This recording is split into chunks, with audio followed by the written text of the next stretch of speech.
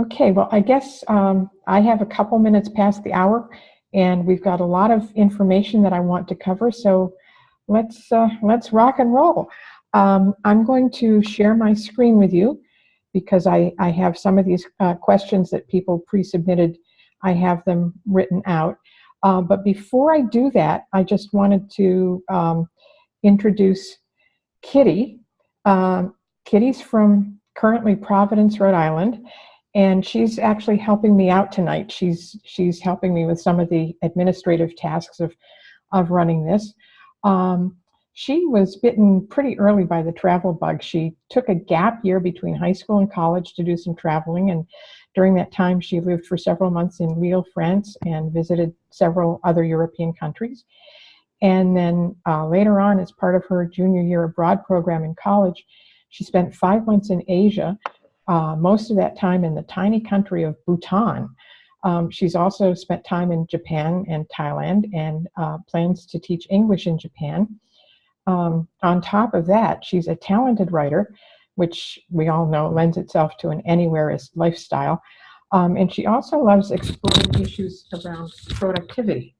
So you can find out more about her if you're curious at her website, which is kittynavius.com, and I'll drop that link in the chat so you can all see it. And one of the reasons I asked her to help me tonight is because I'm hoping to talk her into helping me with a part of the project that I'm planning on doing, and I'll share more about that with you all a little later. But right now, I'd like to get to these questions. Now, I need to let you know that the software that I'm using for this meeting cuts me off after 40 minutes. So I've set a timer for 35 minutes, and when that timer goes off, it tells me that we have to wrap up. So if you hear a beeping and a buzzing, that'll be my timer, and I'll probably start talking faster after that, because as I say, we do have a lot to cover. So let me just quickly switch over to the slideshow that's got the questions on it, and then I'll share my screen, and we'll start rocking and rolling here.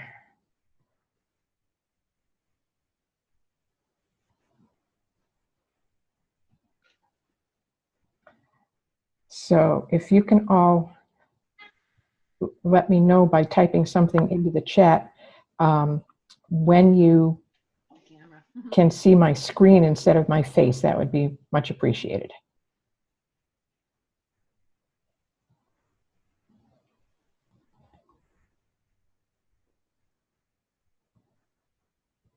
So, Kitty, is it looking good?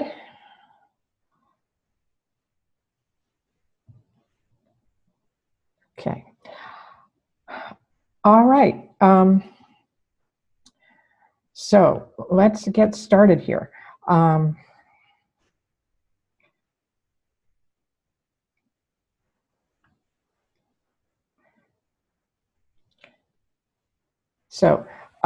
Brad asks, and I guess this is a question he meant for me personally, did you earn money by blogging, affiliate marketing, or what way works best? So from my experience, Brad, the best way to start earning quickly from an online business is to offer some kind of service. Now, for me, that was starting my WordPress building blocks website, where I build WordPress sites for clients.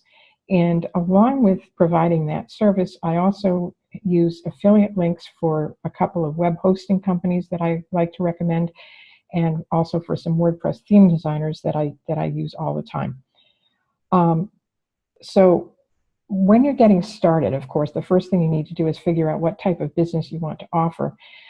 But you also need to have a very clear idea of who you want to serve and how you'll attract their attention.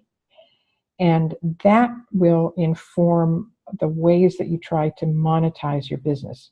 The only way I know of to earn money blogging is either by selling your services as a freelance writer to write blog posts for companies that will pay you to do that, or by making the blog a substantial part of an actual business. To earn money purely by blogging, you would really need an enormous audience and tons of traffic, because you'd have to have a huge amount of traffic to generate enough revenue from advertising or affiliate links to really have an actual income.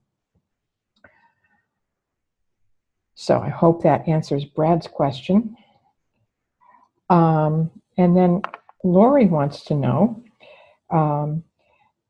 she wants to travel and write about her experiences and wants to know if it's difficult to break into travel writing. Lots of people earn a nice living as a travel writer. Lots of other people kind of fiddle around with it and don't earn a lot. So how much you earn depends in large part on how you're approaching it. One good way to kind of try it out is think about where you live now, wherever that is.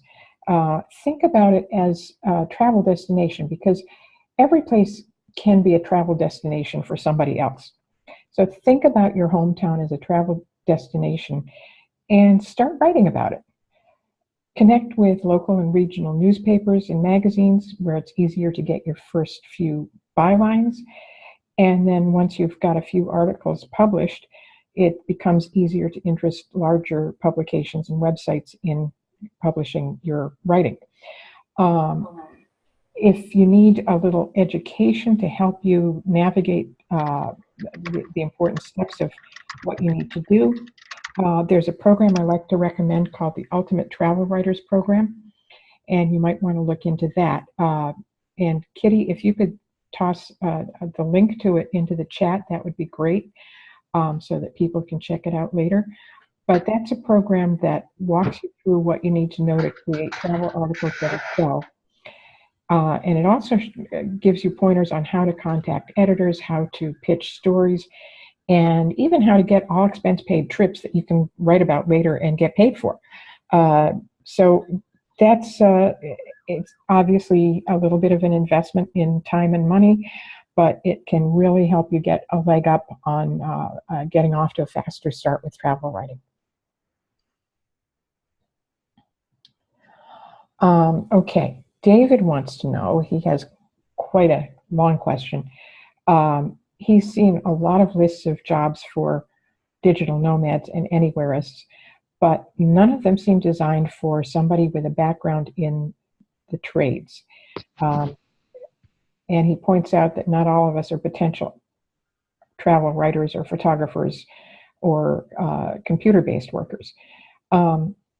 So he wants to know what he can do as somebody with a background in the skilled trades. So yeah, people with a background in the trades do have to look a little harder to find a workable, portable career than somebody who's a software engineer or a writer, photographer, or one of those things that translates very easily to an online income. But it can be done. I mean, one of the people that popped into my mind when I saw this question is a guy by the name of Wade Harmon. And Wade was actually a coal miner in, I think, West Virginia, maybe Kentucky. He kind of saw the handwriting on the wall and went back to school and is now a very successful content marketer, writer, and speaker. So he got himself out of the job that he'd been trained for completely. So I realized coal mining isn't exactly a skilled trade, but it certainly, you know, you don't envision somebody going from coal miner to earning a nice income online. So David, ask yourself, is there something that you could teach? And if so, could you teach it online? What about hobbies that you have? Lots of people these days are managing to parlay a love of a hobby like gardening or knitting or raising chickens in your backyard, and actually translating that into an income stream by putting up a website and either selling products on that site or offering services or selling digital products like ebooks, instructional ebooks. So the roadmap that I'm developing can, and this is, if you're not familiar with it, I've been talking about it for a little while. It's going to be a roadmap for helping you zero in on exactly what you can do as a business with a portable income. It can help you identify the intersection of where your skills and experience and interests meet, because that's where you're most likely to find the basis for an online business. And then once you've found that intersection, then figuring out how to actually use it to make an income is just a matter of following the steps, really. The hardest part is coming up with the idea.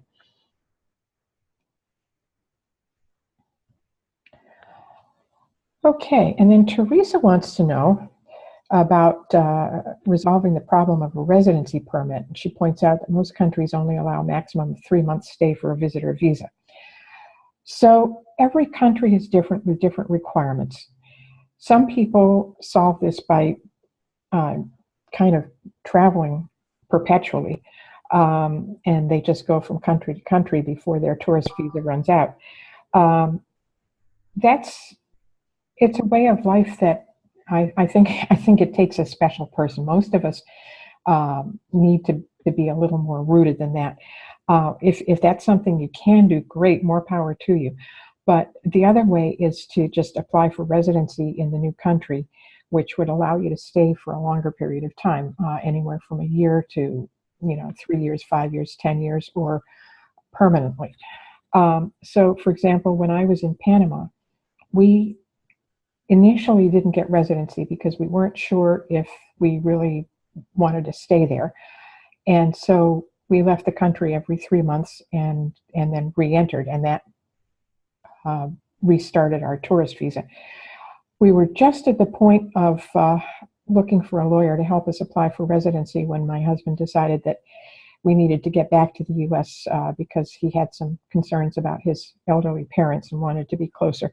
So we never did complete that process, but many of our friends there had gotten permanent residency, and it's not particularly complicated. Some countries are easier to do that than others, but you really need to look at the requirements of each country. So if there's a specific country you're interested in, check out their visa and residency requirements, and that should answer that question. Okay. Now, Mark wants to know about income streams. He's currently doing at-home customer service, but he's still tied to the need for a landline and a wired internet connection. And he says the pay is barely enough to sustain his lifestyle. He would love to travel and make a steady income, but doesn't see that he can do it through customer service. So I'm not sure why he needs the landline and the wired internet. I don't know whether that's a requirement of the particular company that he's working for, or if that's a requirement of customer service jobs in general. If it's just the particular company, then maybe you could find a job with a different company. If it's a security issue, then perhaps installing a VPN, a virtual private network, would solve that problem and provide additional security. Also, depending on the country or region where you locate, the pay that barely sustains you now could be quite ample someplace else. It could stretch a whole lot farther. So I would suggest looking at some resources like Forbes published a list of 100 remote companies recently. And Kitty, if you could put that in that link in the chat, I'd appreciate it. And there are other sites where you can look for remote jobs like remotive.io and a few other places where you might be able to find another remote job that would meet your requirements. Otherwise, you'd be looking at putting on your thinking cap and coming up with a business of your own.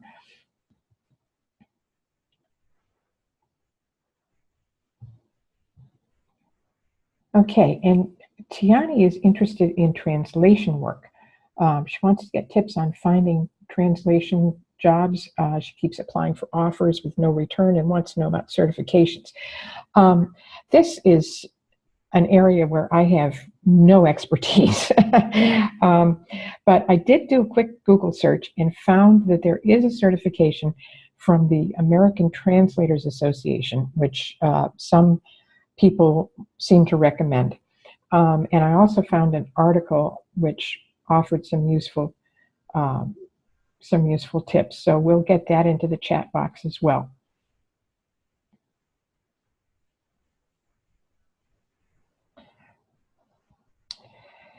And then we had somebody who didn't leave their name asked 4 questions. First is wanting to know about countries with the best foreigner property rights. So the best you're going to find is a country that gives the same rights to foreign property owners as it does to native-born property owners. I mean, they can't do any better than that. And the other questions they're very subjective. Quality of life could mean something very different to me than it does to you or to Kitty or to Vanny or anybody else who's here on this chat. Least government corruption. There are some websites where you can, if you Google it, you can actually go online and get indexes of corruption levels in different countries. And then the last question, I think the best thing to do there is to just decide on some countries that are of interest to you and then contact people who already live there. You can do that through social media or on website forums, but you can get in touch with people, expats who actually live in that country and see what they have to say.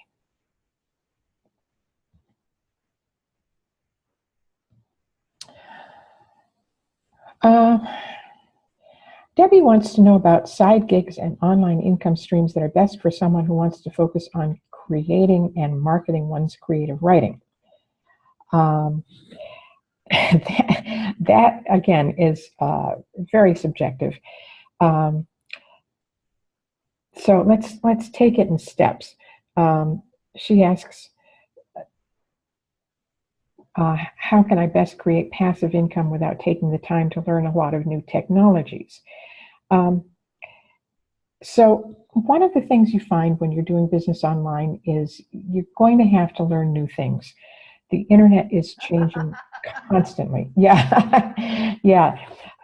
Internet is always changing, and if you're not willing to learn new things, then you're not going to be happy with an online business. It's just that simple. So Debbie also mentioned she has a podcast where she interviews crime, suspense, and thriller writers because that's one of her big interests. And that sounds interesting to me. I'm going to have to look that podcast up actually because I love mysteries. But my question for you, Debbie, is have you thought about monetizing those podcasts? Do you have a big enough audience that you can get a sponsorship for it?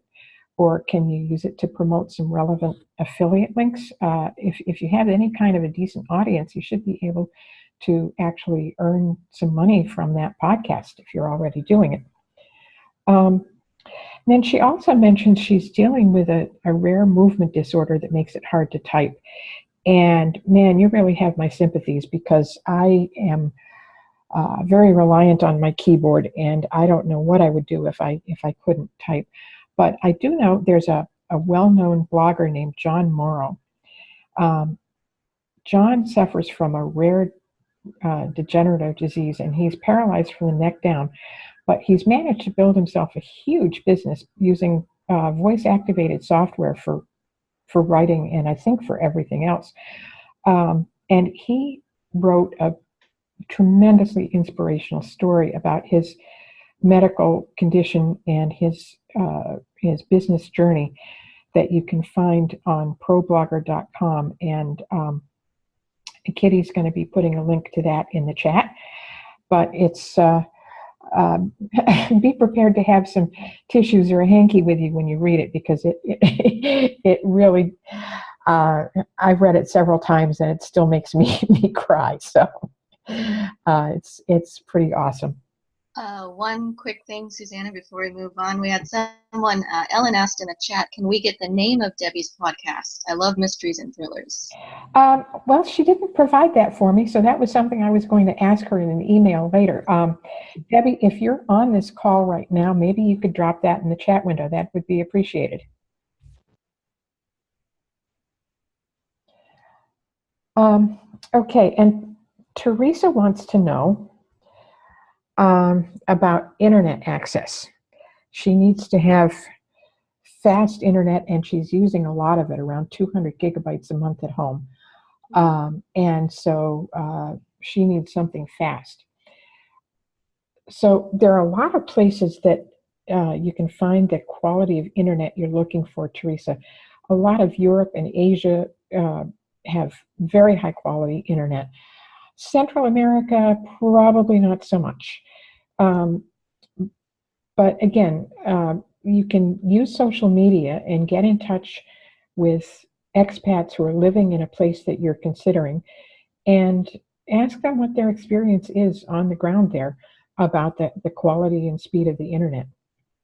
And for what it's worth, a lot of Europe and Asia actually enjoy much faster internet speeds at lower cost than we do here in the US.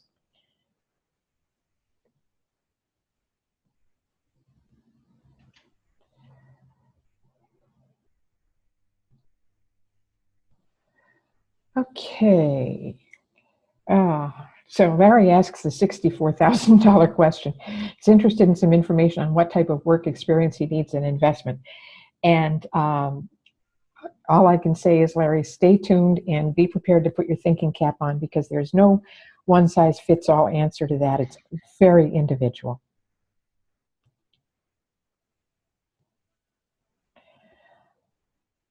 Okay, and then Brenda wants to know where she can relocate that will allow her to keep her British citizenship. So, Brenda, citizenship and residency are two different things, and they generally don't impact one another. You can keep your British citizenship no matter where you live, unless you actually become a citizen of another country that does not allow dual citizenship. So as long as you have residency and not citizenship somewhere else, you don't need to be concerned.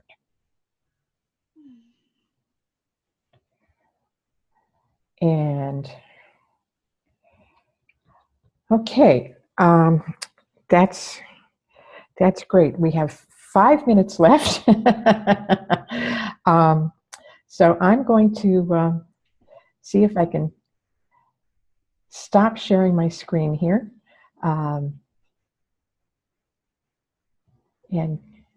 get back to the main screen.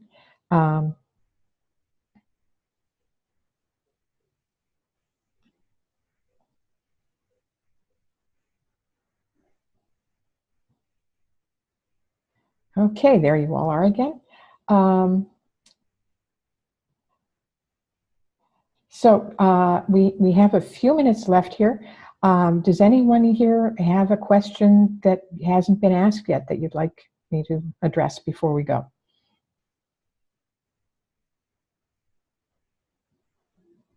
If you could put it in the chat box really quickly. And in the meantime, while you're thinking about that, I have put together a quick questionnaire that I'd love it if you could go and complete after we're done here. It will help me going forward to figure out more clearly what type of content I can provide that will be helpful to all of you.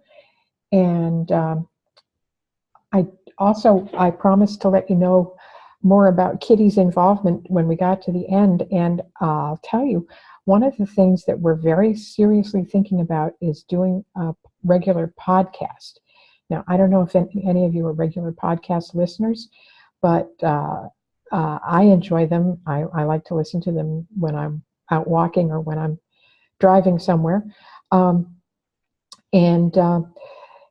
if I do this podcast, then I'm trying to talk Kitty into being a regular part of it, because she is really interested in productivity tools and productivity apps. And so what I'm envisioning is having her do a little, or not so little, productivity segment on each episode of the podcast. So it's one reason I wanted everybody to get a chance to meet her tonight. If you think that sounds like a great idea, say sure thing in the chat so that I'll know. And I'm looking here. Daniel is asking about English as a second language. Daniel, are you asking about teaching English as a second language? Because he says, sure thing. Okay, great. Teaching English is a really popular way for a lot of people to get to travel and work. It's not a totally portable career unless you're teaching online, and that is becoming more and more of a thing. But it is a wonderful way to get to see a new country, especially the Asian countries, which tend to be the ones that pay the best and offer the best benefits. But oftentimes you can find a teaching job that includes housing and gives you plenty of time off for travel and gives you a pretty reasonable stipend. So, I mean, I know of people who've done some teaching for a year or two and been able to save pretty significant amounts of money because of the provided housing. It's not that hard to do. It helps to have some certification. And again, depending on the country where you want to teach, they tend to have different requirements. Some places require certification. Some places require college or university degrees. Okay. Ellen's asking if there's an easier way to get residency in Australia or New Zealand that doesn't cost a lot of money. That's a tough one, Ellen, because typically the programs that they have available for people to immigrate to those countries, they're looking for younger people that fit certain job and other types of requirements. So that's kind of a tough one. Okay, and we're down to the wire on time now, so I just want to say, Kitty, is there anything that you want to say before we wrap up? You're shaking your head. Okay. I think I'm good. Thank you. Okay, great. Well, thanks so much for your help tonight. And thank you, everyone who joined us. And I hope you, the big announcement, the big unveil. I need to say that the website that I've been working on is still not ready for prime time. It's still not ready to really be open. But what I'm going to do, I'm going to put a link in the chat here, and it's going to be open until midnight tonight. If you want to take a quick look, keep in mind that not everything is going to be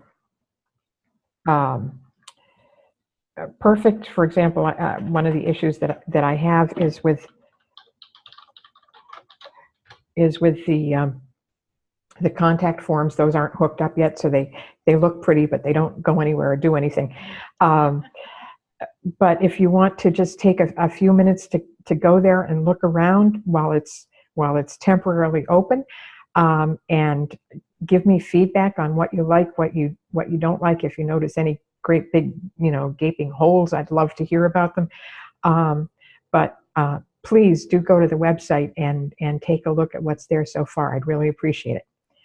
And with that, I guess, and a follow-up survey. Thank you, Kitty. I created a quick survey, and if you want to take a minute, the link is in the chat there, and fill that out. It'll only take you, a minute or two, and that will help me as well. So thanks, everyone. Have a great rest of the evening, and we'll hopefully see you soon. Okay. Bye-bye.